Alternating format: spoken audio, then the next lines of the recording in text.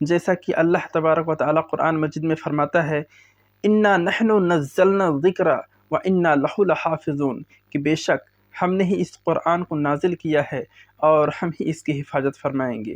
سبحان اللہ۔ تو بے شک اللہ تبارک و تعالیٰ نے اپنے قرآن مجید کی زبردست طریقے سے حفاظت فرمائی کہ آج تقریباً 1450 سال کا عرصہ گزر گیا مگر قرآن مجید کے زبر زیر میں بھی کوئی فرق نہیں آیا، مگر کچھ بدعقیدوں نے، کچھ جاہلوں نے اس کے ترجمے میں ہیر پھیر ضرور کر دیا ہے۔ آئیے جانتے ہیں۔ اشرف علی تھانوی کا ترجمہ، ابو الاعلیٰ مودودی کا ترجمہ، اسی طرح دوسرے دیوبندی نجدیوں کے ترجمہ اٹھا کر دیکھ لیجئے۔ قرآن کریم کی آیت اللہ نے فرمایا لئن اشرکت لیحبطن عملک۔ ظاہری ترجمہ ان لوگوں نے کر دیا کہ اے نبی اگر آپ شرک کریں گے تو اللہ آپ کے اعمال برباد کر دے گا۔ لئن اشرکت لیحبطن عملک، اگر آپ شرک کریں گے تو آپ کے تمام اعمال برباد کیے جائیں گے۔ یہ نجدیوں نے ترجمہ کیا، دیوبندیوں نے ترجمہ کیا، لیکن اعلیٰ حضرت امام اہل سنت نے ترجمہ فرمایا اے سننے والے، اے میرے نبی کے ذریعے اس بات کو سننے والے، اے سننے والے، تم اگر شرک کرو گے تو تمہارے اعمال برباد کیے جائیں گے۔ حضور سے خطاب نہیں، بظاہر خطاب حضور سے، لیکن پیغام امت کو۔ اس آیت کی ترجمے میں اعلیٰ حضرت نے یہ جو اے سننے والے فرمایا اپنی طرف سے نہیں، بلکہ مفسرون نے فرمایا ایھا السامع، اے سننے والے کے لفظ یہ تفسیر میں موجود ہے۔ اور مفسرون نے یہ بھی فرمایا الخطاب للنبی والمراد به امته، خطاب بظاہر حضور سے ہے لیکن مراد امت ہے، یعنی امت کو یہ پیغام دیا جا رہا ہے۔ حضور تو شرک کر ہی نہیں سکتے، کیوں؟ وہ تو شرک کو مٹانے تشریف لائے۔ کیا ہمارے آقا صلی اللہ علیہ وسلم نے اس طرح ارشاد نہیں فرمایا بخاری شریف میں انا محمد، میں محمد ہوں جس کی سب سے زیادہ تعریف کی جائے، وَأَنَا احمد، میں احمد جو اللہ کی سب سے زیادہ تعریف کرنے والا، اَنَا الْمَاحِي الَّذِي يَمْحُ اللَّهُ بِيَ الْكُفْرِ، میں مٹانے والا ہوں، اللہ میرے ذریعے کفر کو مٹاتا ہے۔ تو جب حضور کے ذریعے کفر مٹ جاتا ہے کیا حضور شرک کر سکتے ہیں؟ اللہ اکبر۔ تو ان دیوبندیوں نے ایسی شرارتی کی۔ ایک اور شرارت ان دیوبندیوں نے کی ہے، قرآن کریم میں سورہ بقرہ میں غالباً 121 نمبر آیت اور 140 یا 42 میں بھی دو جگہ پہ اس طرح کے الفاظ وَلَئِنِ اتَّبَعْتَ أَهْوَاءَهُم مِّن بَعْدِ مَا جَاءَكَ مِنَ الْعِلْمِ مَا لَكَ مِنَ اللَّهِ مِن وَلِيٍّ وَلَا نَصِيرٍ، جس کا مفہوم یہ کہ اے نبی جو یہ ترجمہ کرتے، اگر آپ یہودیوں کی اور نصرانیوں کی پیروی کریں گے تو اللہ آپ کی مدد نہیں فرمائے گا۔ اے نبی اگر آپ یہودی اور نصرانی کی پیروی کرو گے اللہ آپ کی مدد نہیں کرے گا۔ اس آیت کی تفسیر اٹھا کر دیکھ لیجئے، یہاں بھی مفسرون نے یہی فرمایا الخطاب للنبی والمراد به امته، یہ حضور کے ذریعے امت کو پیغام دیا جا رہا ہے کہ اے میری امت کے لوگوں، تم اگر ان کی پیروی کرو گے تو اللہ کی مدد نہیں ملے گی۔ حضور پر تو اللہ کی مدد ہے ہی، واللہ یعصمک من الناس، اللہ نے خود فرمایا کہ ہم آپ کی حفاظت کریں گے لوگوں سے۔ تو حضور علیہ الصلوۃ والسلام کیسے یہودیوں کی اور نصرانیوں کی پیروی کر سکتے ہیں؟ اعلیٰ حضرت نے اس آیت کے ترجمے میں انہی مفسرون کے اقوال کو پیش نظر رکھتے ہوئے فرمایا اے سننے والے اگر تم یہودی اور نصرانیوں کی پیروی کرو گے تو اللہ تعالیٰ تمہارا حامی نہیں ہوگا، تمہیں مدد نہیں ملے گی۔ اس طرح ان نجدیوں نے، ان دیوبندیوں نے ہمارے آقا صلی اللہ علیہ وسلم کے تعلق سے ایسی باتیں کر دی، اللہ اکبر، جو صراحتاً قرآن کریم کے بھی خلاف ہے اور احادیث طیبہ کے بھی خلاف ہے۔ اسی طرح تقویت الایمان اٹھا کر دیکھ لیجئے، اسماعیل دہلوی نے کہا کہ جو یہ عقیدہ رکھے کہ اللہ تعالیٰ نے حضور علیہ الصلوۃ والسلام کو اختیار دیا ہے وہ بدتر ہے، وہ کافر ہے، اس طرح کے الفاظ لکھے گئے ہیں۔ اور ابن عبد الوہاب نجدی نے کتاب التوحید میں لکھا کہ اگر کوئی یہ عقیدہ رکھے کہ حضور کو اللہ تعالیٰ کی عطا سے اختیار دیا گیا تو وہ ابو جہل سے بدتر کافر ہے یا ابو جہل کی طرح کافر ہے۔ اب مجھے بتائیے، اللہ نے قرآن کریم میں ارشاد فرمایا، جو آیت کریمہ میں نے پڑھی اس کا اگلا حصہ وَيُحِلُّ لَهُمُ الطَّيِّبَاتِ وَيُحَرِّمُ عَلَيْهِمُ الْخَبَائِثِ، اللہ نے فرمایا میرے حبیب کی یہ شان کہ پاک چیزوں کو حلال کرتے ہیں، ناپاک چیزوں کو حرام کرتے ہیں۔ تو حضور کو اللہ نے اختیار دیا نا تب نا. پھر نبی پاک صلی اللہ تعالی علیہ وسلم نے کتنی احادیث شاہد ہے اس بات پر کہ مردوں کے لیے تو سونا حرام ہے، لیکن حضرت سراقہ رضی اللہ عنہ کے تعلق سے حضور ہی نے بشارت دی کہ کیسر و کسرا کے کنگن آپ کے ہاتھ میں دیکھ رہا ہوں. جب کیسر و کسرا حضرت فاروق اعظم کے زمانے میں فتح ہوا، مسلمانوں نے فتح حاصل کی، تو کیا ہوا؟ ایک تو یہ کہ فاروق اعظم کے دور میں جو واقعہ ہونے والا ہے ایڈوانس میں حضور علیہ الصلوۃ والسلام اس کی خبر دے رہے ہیں کہ اے سراقہ تمہارے ہاتھ میں کیسر و کسرا کے کنگن دیکھ رہا ہوں. واقعات میں آتا ہے کہ ایک مرتبہ حضرت سراقہ رضی اللہ تعالیٰ عنہ بیمار ہوئے. ان کے گھر والے سمجھے کہ اس بیماری میں شاید یہ انتقال کر جائے. حضرت سراقہ رضی اللہ عنہ نے اس طرح فرمایا، کیا سمجھتے ہو کہ مجھے موت آ جائے گی؟ ہرگز موت نہیں آئے گی، کیونکہ میرے آقا نے فرمایا کہ میرے ہاتھ میں کیسر و کسرا کے کنگن دیکھے ہیں، تو جب تک وہ ہاتھ میں نہیں پہنوں گا تب تک موت مجھے نہیں آئے گی. یہ تھا عقیدہ صحابہ کرام رضوان اللہ علیہم اجمعین کا. پھر فاروق اعظم کے دور میں یہ پریکٹیکلی بھی ثابت ہو گیا تھا.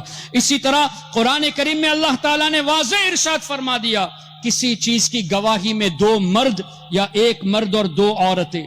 لیکن نبی پاک صلی اللہ علیہ وسلم نے کیا حضرت خزیمہ رضی اللہ تعالیٰ عنہ کی ایک گواہی 2 مردوں کے برابر نہیں فرما دی؟ یہ اختیار نہیں تو کیا ہے؟ یہ تو احادیث سے ثابت ہے، قرآن سے ثابت ہے. اس کے باوجود بھی ابن عبد الوہاب نجدی نے لکھا کہ اگر کوئی یہ عقیدہ رکھے کہ اللہ کی عطا سے حضور علیہ السلام اختیار رکھتے ہیں تو ابو جہل جیسا کافر ہے، معاذ اللہ رب العالمین. قرآن اور حدیث کا دعویٰ کرنے والے قرآن اور حدیث کے خلاف آپ کے نوجوانوں کے ذہنوں میں باتیں ڈال کر آپ کے نوجوانوں کے عقائد کو خراب کرتے ہیں، گمراہیت کی طرف لے جاتے ہیں اور رفتہ رفتہ کفر کی طرف لے جاتے ہیں. اسی طرح جب اللہ نے ارشاد فرما دیا انا ارسلنا شاہدہ، کیا اللہ تعالیٰ اپنے اس وعدے میں سچا نہیں ہے کہ اے حبیب ہم نے آپ کو شاہد بنا کر بھیجا؟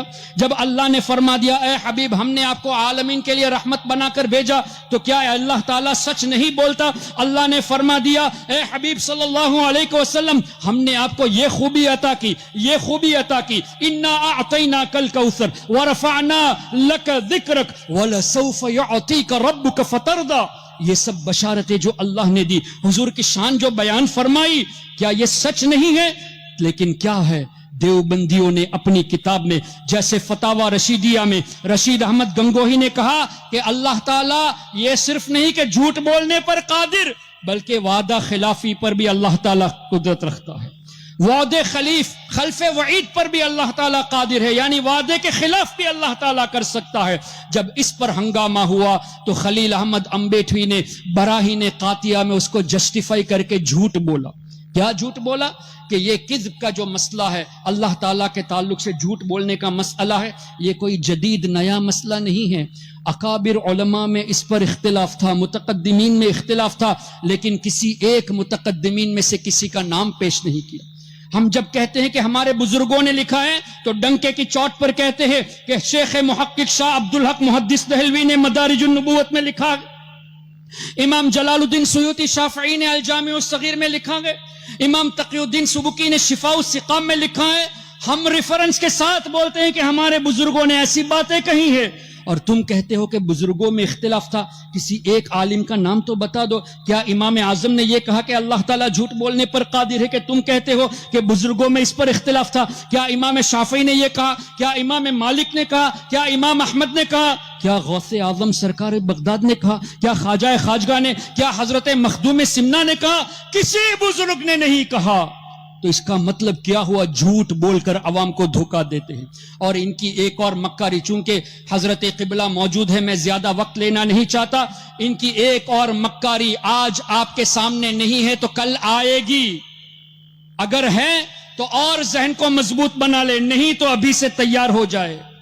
جو عربی جاننے والے علماء ہیں جن کو دیوبندیوں کی حقیقت نہیں معلوم، ان علماء کے سامنے خلیل احمد امبیٹوی نے اشرف علی تھانوی کے مرنے کے بعد، قاسم نانوتوی کے مرنے کے بعد، رشید احمد گنگوہی کے مرنے کے بعد یہ خلیل احمد امبیٹوی حرمین شریفین پہنچا. اور وہ دور تھا کہ ان چاروں پر جو کفر کا فتویٰ دیا گیا تھا اکابرین دیوبند پر، جن علماء نے کفر کا فتویٰ دیا تھا ان تمام علماء دنیا سے پردہ کر چکے تھے.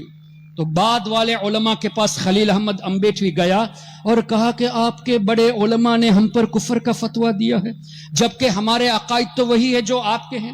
المہند نام کی کتاب لکھی، اور المہند میں یہ لکھتے ہیں کہ ہم اس چیز کو مانتے ہیں، میلاد کو ہم مانتے ہیں، نیاز کو مانتے ہیں، فاتحہ کو مانتے ہیں، ہمارا عقیدہ یہ ہے، وسیلہ کو ہم مانتے ہیں۔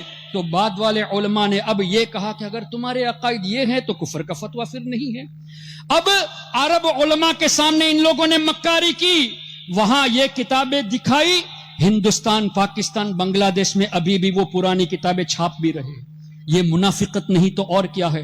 یہاں آپ کے یہاں دیوبندیوں کی مسجد قریب میں ہے، یہاں دیوبندی رہتے ہیں، کان کھول کر سن لے اے دیوبندیوں، ایسی منافقت کو چھوڑ دو۔ کسی کے سامنے اپنے دفاع کے لیے مہند پیش کرتے ہو اور یہاں کے لوگوں کو گمراہ کرنے کے لیے براہین قاطیہ، حفظ الایمان، فتاوی رشیدیہ اور دیگر کتابیں چھاپ کر لوگوں کو گمراہ کرتے ہو۔ یہ دیوبندیوں کی منافقت اتنی خطرناک ہے کہ میں تو کہتا ہوں غیر مقلد اہل حدیث وہابی اگرچہ بدترین لوگ ہیں، قرآن کریم کی وہ آیتیں جو مشرکین کے تعلق سے نازل ہوئی، ان آیتوں کو اللہ کے نیک بندوں پر فٹ کیا، اور حضرت عبداللہ ابن عمر رضی اللہ عنہما کا فرمانا بخاری شریف میں موجود خوارج کے باب میں کہ یہ بدترین مخلوق ہے خارجی، worst کریشن ہے۔ کیوں؟ جو آیتیں مشرکین کے تعلق سے نازل ہوئی ان آیتوں کو نیک بندوں پر فٹ کیا۔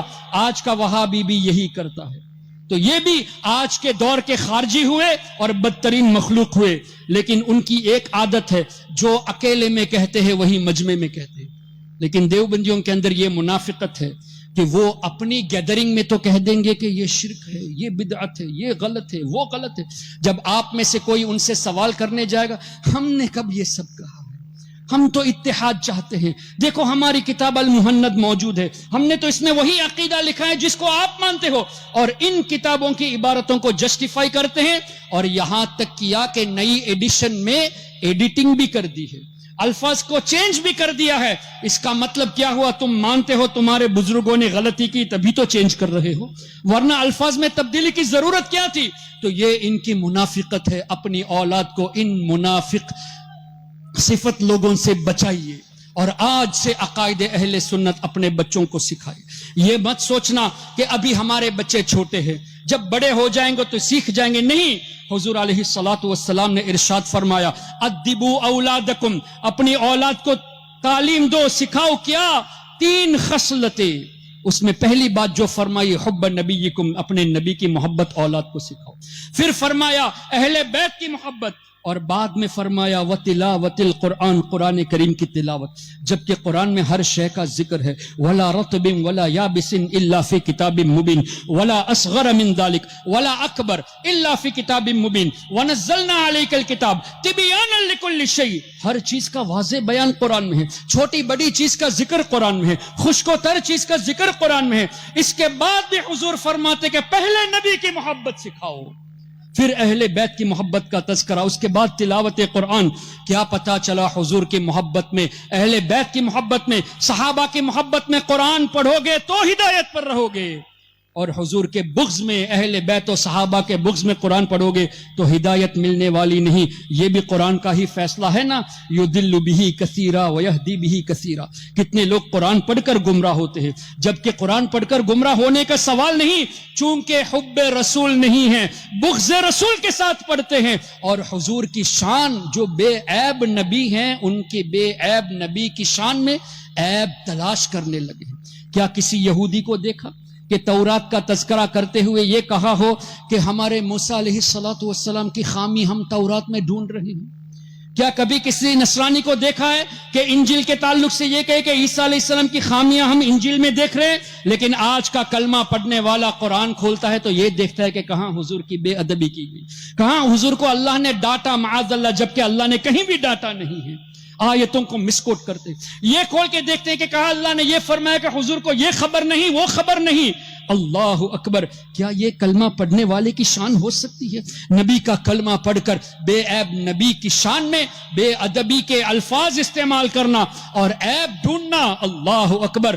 نبی پاک صلی اللہ علیہ وسلم کی شان تو ایسی کہ عیب تو دور، اللہ نے جو اوصاف عطا فرمائے وہ ختم ہونے کے عیب سے بھی پاک ہے.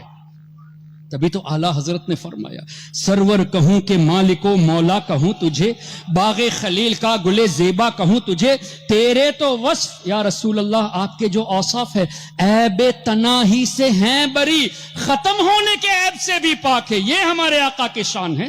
کیوں؟ وَرَفَعْنَا لَكَ ذِكْرَكَ وَلَلْآخِرَةُ خَيْرٌ لَكَ مِنَ الْأُولَى. ہر آنے والی گھڑی پچھلی گھڑی سے بہتر. تو اب حضور کا درجہ اور بلند ہو گیا، اب اور بلند ہو گیا. ہر گھڑی بلند ہوتا رہتا ہے تو عیب ختم ہونے کے عیب سے پاک ہوئے. تو اعلیٰ حضرت نتیجے میں فرماتے ہیں تیرے تو وصف عیب تناہی سے ہیں بری، حیراں ہوں میرے شاہ میں کیا کیا کہوں تجھے، لیکن رضا نے ختم سخن اس پہ کر دیا، خالق کا بندہ خلق کا آقا کہوں تجھے. اس کو اور آسان لفظوں میں اعلیٰ حضرت کے بڑے صاحبزادے حجت الاسلام مولانا حامد رضا خان رحمت اللہ علیہ نے یوں فرمایا محمد مصطفیٰ نور خدا نام خدا تم ہو، شہ خیر الورا شان خدا صلی علی تم ہو، حبیب کبریا تم ہو، امام الانبیاء تم ہو، محمد مصطفیٰ تم ہو، محمد مجتبیٰ تم ہو، غریبوں درد مندوں کی دوا تم ہو، دعا تم ہو، فقیروں بے نواؤں کی صدا تم ہو، ندا تم ہو، ہمارے ملجا و ماوا ہمارا آسرا تم ہو، سہارا بے سہاروں کا شہ ہر دوسرا تم ہو، غریبوں کی مدد بے بس کا بس روحی فدا تم ہو، اور یا رسول اللہ حسینوں میں تم ہی تم ہو، نبیوں میں تم ہی تم ہو، کہ محبوب خدا تم ہو، نبی الانبیاء تم ہو.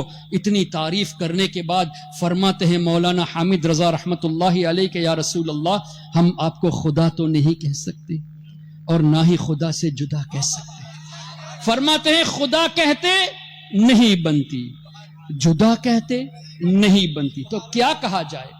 خدا کہتے نہیں بنتی، جدا کہتے نہیں بنتی. ارے خدا پر اس کو چھوڑا ہے، وہی جانے کہ کیا تم ہو. اللہ کے سوا آپ کو کوئی جان ہی نہیں سکتا یا رسول اللہ صلی اللہ علیہ وسلم.